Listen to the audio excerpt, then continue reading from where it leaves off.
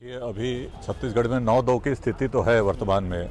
जहाँ तक चाचा भतीजा वाली बात है तो चाचा पहले ही चुनाव लड़ने से इनकार कर चुके हैं और भतीजा तो अभी वर्तमान में सांसद ही हैं।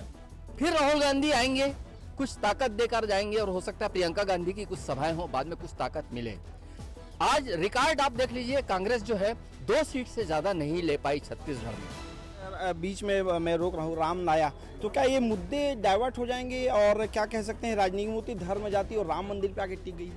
निश्चित रूप से देखिए, जिस प्रकार से राम मंदिर बनने का असर पूरे देश में मिला, सारा आप देखेंगे पूरे देश के अंदर में एक तरीके से भगवामय वातावरण देखने को मिला था। लोग स्वस्फूर्त होकर के झंडे लगा रहे थे, तोरण लगा रहे थे। तो ये जो भावना है, ये जो जनमानस जो है, वो जनता की जो भावना है जो उबल करके सामने आ रही थी, वो निश्चित रूप से उसका यदि 80% भी भारतीय जनता पार्टी वोट में कन्वर्ट करती है तो मुझे लगता है एक बड़ी जीत की ओर भारतीय जनता पार्टी जा सकती है। नमस्कार, मैं हूं अजय सोनी और आप देख रहे हैं न्यूज तक।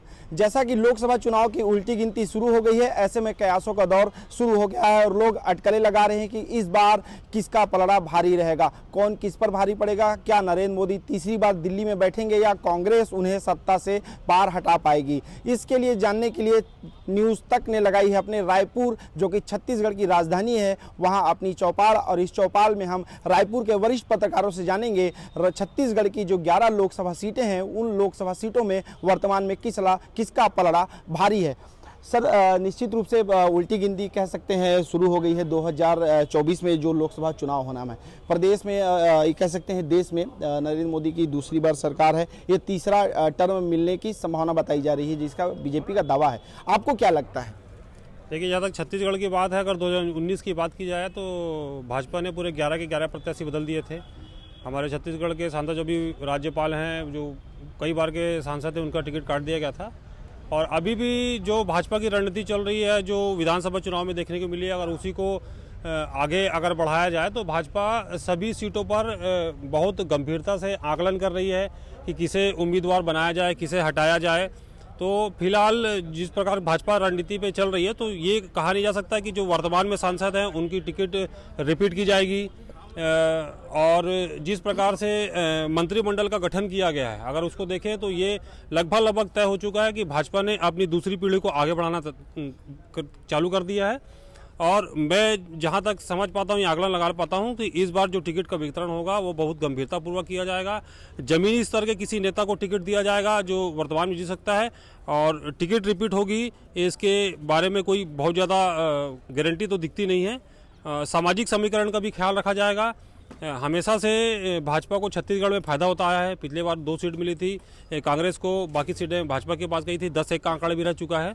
तो वर्तमान परिस्थितियों को देख रहा है कि लगभग आंकड़ा इसी के आसपास होना चाहिए। निश्चित रूप से वरिष्ठ पत्रकार हैं और काफ़ी नज़दीक से जानते हैं, लगभग कई चुनाव को कवर किया है। अगर बात करें छत्तीसगढ़ में, तो अभी मौजूदा राजनीतिक समीकरण क्या कह रहे हैं? अभी जो मौजूदा की स्थिति है देखें तो ये जो मौजूदा राजनीतिक समीकरण की जो आप बात कर रहे हैं, तो ये जो बदलाव तो जो है विधानसभा चुनाव के पहले ही दिखने लग गया था। मतलब आकलन कुछ था, नतीजा कुछ आया। और जहां तक मेरा ये मानना है कि विधानसभा चुनाव हुआ नवंबर में, और जो परिस्थितियां तेजी से बदली सितंबर और अक्टूबर में, मतलब सितंबर और अक्टूबर में फिजा कुछ ऐसी बदली कि नतीजे कुछ आ गए। और बात अब चूंकि सवाल लोकसभा चुनाव का है, तो जहां तक मेरा मानना है कि देखिए, भारतीय जनता पार्टी का बड़ा अजीज सा एक्सपेरिमेंट था, इसलिए मैंने विधानसभा चुनाव का जिक्र किया। गोमती साय जी, रेणुका सिंह जी, अरुण साव जी, ये तीनों कह सकते हैं सांसदों का अग्नि परीक्षा ले लिया, सांसद थे, उनका रिपोर्ट कार्ड लिया, उनकी अग्नि परीक्षा लिया, उनको टिकट दी, लोग सांसद रहते हुए और वो विधानसभा चुनाव जीते। आज अरुण साव जी उप मुख्यमंत्री हैं, तो निश्चित रूप से लोकसभा चुनाव नहीं लड़ेंगे। लेकिन जहां तक कि मेरे को प्रबल संभावना लगती है कि रेणुका सिंह जी और गोमती साय जी, इन दोनों में से किसी एक को लड़ाया जा सकता है। देखिए, सीटें तो 11 है, मैं लेकिन कुछ इस पर फोकस कर रहा हूं। इसलिए मुझे लग रहा है कि 2008 में सरोज पांडे जी चुनाव जीतकर आई थी और विधायक बनी थी। फिर 6 महीने करीब बाद लोकसभा चुनाव हुआ, सरोज पांडे जी को टिकट दी गई, वो संसद चुनाव भी जीत गई, वो सीट रिक्त हो गई। तो एक संभावना ये बनती है। और जहाँ तक बाकी सीटों की बात है, तो जो अभी प्रेजेंट में जो है सांसद हैं भारतीय जनता पार्टी में, मुझे लगता है कि कुछ चेहरे जो है उसमें बदलेंगे। और जहाँ तक तैयारी की बात है, तो उसमें ये रहा कि जैसे अरुण साव जी जब प्रदेश अध्यक्ष थे भाजपा के सांसद रहते हुए, जब फिर वो एमएलए बने और सरकार बनी, किरण देव आए और किरण देव ने आने के बाद जो सबसे पहला काम किया मीटिंग लेने का, तो उसका विषय ही था लोकसभा चुनाव। मतलब आप ये मान सकते हैं कि उनकी तैयारी दिसंबर से चल रही है। और कांग्रेस का जो है ना सबसे बड़ा जो एक आत्मविश्वास अगर कहीं पैदा होगा, खोया हुआ आत्मविश्वास बोलेंगे, क्योंकि विधानसभा चुनाव का जो हश्र हुआ है, नतीजे जो सामने आए, तो मॉरल बड़ा गिरा हुआ है। राहुल गांधी की जो है न्याय यात्रा आधी हुई, कुछ ताकत देकर गए, फिर राहुल गांधी आएंगे, कुछ ताकत देकर जाएंगे, और हो सकता है प्रियंका गांधी की कुछ सभाएं हो, बाद में कुछ ताकत मिले। आज रिकॉर्ड आप देख लीजिए, कांग्रेस जो है 2 सीट से ज्यादा नहीं ले पाई छत्तीसगढ़ में। 2 सीट अभी वर्तमान में डॉक्टर चरणदास महंत जी की पत्नी श्रीमती ज्योत्सना महंत जी कोरबा से, और दीपक बैज जी की बात करें तो बस्तर से। ये 1-2 उदाहरण रहे, और अभी भी वही चुनौती बरकरार है। मतलब ये कि 2 से आंकड़े से क्या कांग्रेस जा पाएगी, बहुत बड़ा चैलेंज है। और भारतीय जनता पार्टी आप देखिए कि 5 साल में उनका जो है मतलब जोखिम लेने का, उनके दांव कुछ भी हो जाते हैं, कुछ भी दांव उनके सामने आ जाते हैं। और लोकसभा चुनाव में भी इसलिए ऐसा होता प्रतीत हो रहा है क्योंकि जो ओम माथुर प्रयोगवादी जो है प्रभारी माने जाते हैं, प्रयोगवादी प्रभारी भारतीय जनता पार्टी माना जाता है कि वो जिस राज्यों के वो प्रभारी बनाए गए वहाँ पे उन्होंने जीत दिलाई, और वो बात छत्तीसगढ़ में भी साबित हो गई। निश्चित रूप से आपने उनका नाम लिया और ऐसा माना जाता है। और छत्तीसगढ़ की बात करें 5 संभागों में आता है, अगर रीजन वाइज करें तो कौन सी पार्टी का पलड़ा उन रीजन में मजबूत दिखता है? देखिए, रीजन वाइज यदि हम बात करें तो छत्तीसगढ़ में कुल 11 लोकसभा की सीटें हैं। और अभी यदि हम बात करें, यदि पिछले चुनाव से रेफरेंस लेते हैं तो पिछले चुनाव में भारतीय जनता पार्टी ने बुरी कदर यहाँ पर उसकी हार हुई थी। और विधानसभा जो चुनाव हुए थे उसमें मात्र 15 विधायक उसके चुन के आए थे। लेकिन उसके तुरंत बाद जैसे ही लोकसभा के चुनाव हुए तो वहाँ पर भारतीय जनता पार्टी ने बड़ा ज़बरदस्त कमबैक किया और लगभग 9 सीटों पर जीत दर्ज करी। तो वर्तमान जो स्थिति है जिसमें बोला जा सकता है कि कांग्रेस के पास खोने के लिए कुछ भी नहीं बचा है। भाजपा के पास खोने के लिए कुछ हो सकता है, लेकिन कांग्रेस के पास खोने के लिए कुछ भी नहीं है। रीजन वाइज हम बात करें, जैसे सरगुजा रीजन की बात करते हैं तो सरगुजा से ही भारतीय जनता पार्टी ने मुख्यमंत्री लेकर के आई है, और वो मुख्यमंत्री का जो चेहरा है अभी, उसका फायदा भी मिलेगा। देखिए, निश्चित रूप से फायदा मिलेगा उसका, क्योंकि एक सरल सौम्य चेहरा है। सरकार कैसी चल रही है, क्या चल रही है, क्या आउटपुट आ रहा है, ये दूसरा विषय हो सकता है, लेकिन वर्तमान में आपने कुछ अलग बात कह दी, सरकार कैसा चल रहा है, तो उस पर भी बता दीजिए सरकार कैसा चल रहा है, उसका रीजन पे क्या असर पड़ेगा? मैं वही चीज बोल रहा था कि वर्तमान जो परिस्थितियां हैं, सरकार आने के बाद जो एक उत्साह दिखता है जनता में, कार्यकर्ता में, आम लोगों में, वो एक उत्साह देखने को नहीं मिल रहा है। एक फ्लैट स्थिति दिखने को मिल रही है। लेकिन उसके बावजूद भी यदि हम बात करें तो राष्ट्रीय स्तर पर जो चुनाव हो रहे हैं, जो ये चुनाव विधानसभा का भी लड़ा गया, वो नरेंद्र मोदी के चेहरे पर, मोदी की गारंटी पर चुनाव लड़ा गया था। और उसका जो परिणाम देखने को मिला कि भारतीय जनता पार्टी, यदि आप देखें कि भाजपा का जो राष्ट्रीय अधिवेशन हुआ उसकी यदि शुरुआत हुई तो उसमें नड्डा जी ने इस बात को कहा कि जहां पर कहा जा रहा था कि हम हार रहे हैं, वहां से इतनी अप्रत्याशित जीत हमने दर्ज करी। तो ये भारतीय जनता पार्टी का आत्मविश्वास बताता है। और छत्तीसगढ़, जिस पर कांग्रेस भी पूरी तरह से आश्वस्त थी कि यहां से हम जीतेंगे, वहां पर इस बुरी कदर हार हुई। सारे रीजन में आप बात करें, हर जगह पर कांग्रेस को बुरा हार का सामना करना पड़ा। छत्तीसगढ़ की बात कही जाती है तो यहां पर बस्तर और सरगुजा, यानी ये जो क्षेत्र हैं, जो आदिवासी सीटें आती हैं, वहां से छत्तीसगढ़ की जो सत्ता है उसके जाने का रास्ता खुलता है। और उन्हीं रीजनों से जो है भाजपा ने वापसी करी है। तो ये एक बड़ा भाजपा के लिए फायदा है कि आप बात करें सरगुजा की, हम बात करें बस्तर की, या हम बिलासपुर रेंज की बात करें, सभी जगह से एक आध जगह को छोड़कर, विशेषकर हम बात करें दुर्ग की, दुर्ग जो ऐसा क्षेत्र है जहां पर कांग्रेस लगातार जीतती चली आई है, वहां से भी जो है वो भारतीय जनता पार्टी ने अच्छी जीत दर्ज करी। और बड़े बड़े दिग्गज जो है वो वहां पर शुरुआती दौर में ऐसा लग रहा था कि वो हार का सामना करेंगे, लेकिन वो हारते हारते जीते। तो ये रीजनल वाइज भी हम बात करें तो अभी का जो स्थिति लग रही है, और उसमें पूरे देश को यदि हम लेकर के बात करें, इसमें थोड़ा सा पीछे रेफरेंस में जाएं तो एक समय ऐसा था कांग्रेस का, जब कांग्रेस की टिकट जिसको मिल जाती थी इंदिरा गांधी के दौर में, ये माना जाता था कि वो जीत जाएगा। तो अभी कमोबेश वही स्थितियां भारतीय जनता पार्टी में देखने को मिल रही है। और जो एक वातावरण पूरे देश में बना है, राम मंदिर को लेकर के जो वातावरण बना है, भारतीय जनता पार्टी की जो योजना है उनको लेकर के जो वातावरण बना है, उसको सारी चीजों को लेकर के, और भाजपा का जो बेस हुआ करता था, चाहे हम राम मंदिर की बात करें, चाहे धारा 370 हटाने की बात करें, ये जो जितनी बड़ी बातें लेकर के भाजपा आती थी। बीच में मैं रोक रहा हूँ, राम लाया, तो क्या ये मुद्दे डाइवर्ट हो जाएंगे? और क्या कह सकते हैं, राजनीति धर्म, जाति और राम मंदिर पे आके टिक गई है?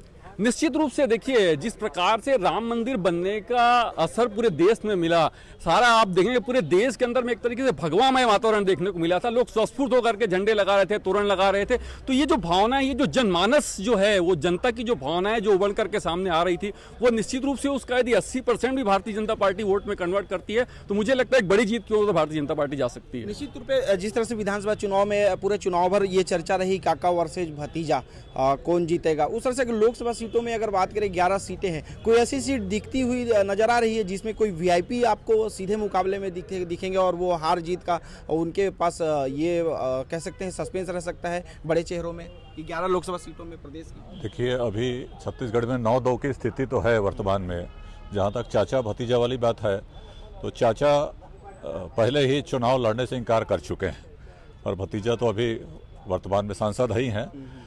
जो सरकार अभी भाजपा की बनी है उस एजेंडा को लेकर राज्य सरकार काम कर रही है और कहें कि भाजपा का जो चाणक्य कहा जाए अमित शाह लगातार छत्तीसगढ़ पर नज़र बनाए हुए हैं और उनका जो मोटो है वो 9-2 नहीं, पूरा 11 का 11 कब्जा करने का है।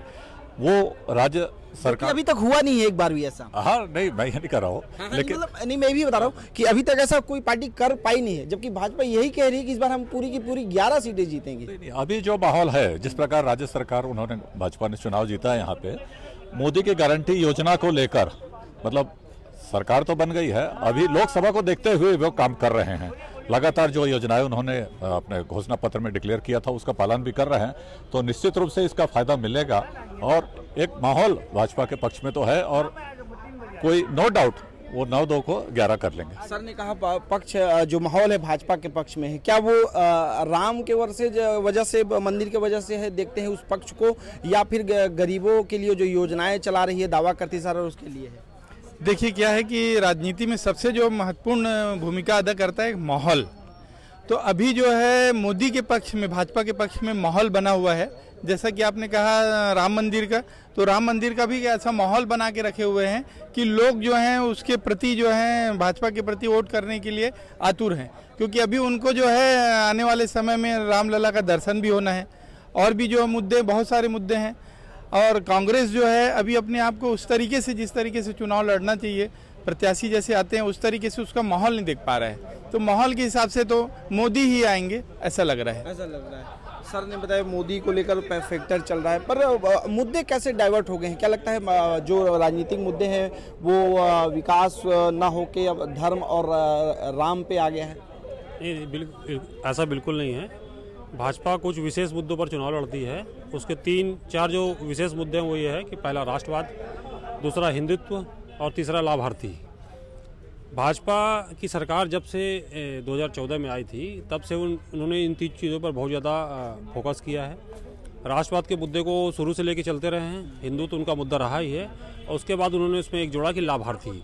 आप ये देखें कि 2014 के बाद अभी 2024 चल रहा है, चुनाव आने वाला है, भाजपा ने लगातार किसी न किसी तरीके से लाभार्थियों की संख्या को बढ़ाने का पूरा प्रयास किया है। उन्होंने बैंक खाते खुलवाए, उन्होंने किसानों को डायरेक्ट पैसा दिया, ठीक है। कोरोना के समय से जो राशन मिल रहा था वो लगातार राशन मिल रहा है, किसानों को किसी न किसी तरीके से पैसा दे रहे हैं, एमएसएमई का पैसा उन्होंने दिया है। तो उनका टारगेट यह रहा है कि किसी प्रकार के लाभार्थियों को बढ़ाया जाए। जिस प्रकार के मुद्दे निकल के आते हैं कि राम मंदिर के मुद्दे पर भाजपा को वो मिल जाएगा, फिर जातिगत समीकरण, तो जो जातिगत समीकरण की बात करें तो 1947 में भारत जब से आज़ाद हुआ है, 2024 चल रहा है, हमेशा से जातिगत समीकरण रहा है और सारी पार्टियां जातिगत समीकरण के आधार पर ही टिकट देती आई हैं। भाजपा ने उसकी शुरुआत नहीं की है। ये अलग बात है कि आप लोग भाजपा से ठीकरा फोड़ने लगे हैं कि जातिगत समीकरण, सभी जातिगत समीकरण के आधार पर टिकट देती हैं। कांग्रेस कहती थी ना जात पर ना पात पर मुहर लगेगी, हाथ पर है ना, तो लेकिन ये सिर्फ नारों में ही दिखता है। ये सिर्फ बोलने की बात है। कोई भी पार्टी अगर टिकट बांटती है तो जीतने के लिए टिकट बांटती है और वहाँ के लोकल परिस्थितियों को देखकर वो कैंडिडेट तय करती है, उसके बाद से टिकट देती है। और ये कोई एक सामान्य बात है, किसी एक पार्टी पर इसका ठीकरा फोड़ना ठीक नहीं है। भाजपा के ये जो 3-4 मुद्दे हैं जिसको लेकर चलती है और सरकार बनाती है, अगर इनमें से कम 2 या 3 की काट अगर कोई भी पार्टी नहीं ढूंढ पाएगी तो वो भाजपा के बराबर नहीं खड़े हो पाएगी किसी भी कीमत पर। वर्तमान में भाजपा ने लगभग सभी मुद्दों पर काम किया है। वो लोगों तक पहुंच रही है, लोगों से उसका जुड़ाव हो रहा है, लोग भाजपा के काम को पसंद कर रहे हैं।